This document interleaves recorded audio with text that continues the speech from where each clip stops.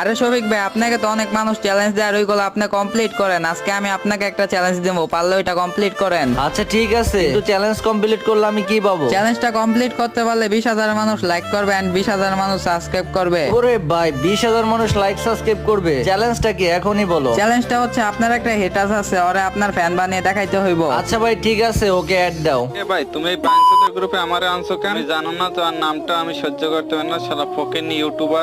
আরে ভাই গালি দিতেছো কেন?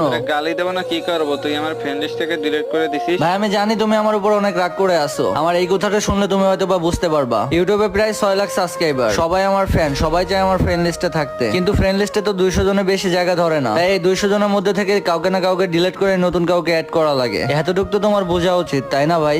আরে সরি শফিক ভাই, আমি তো এভাবে ভাইবে দেখিনি। দিন আপনাকে ভুল বলছিলাম, হেটার ছিলাম, কে থেকে তোমার ফ্যান হয়ে গেলাম। লাভ ইউ শফিক ভাই। আরে লাভ ইউ টু ভাই।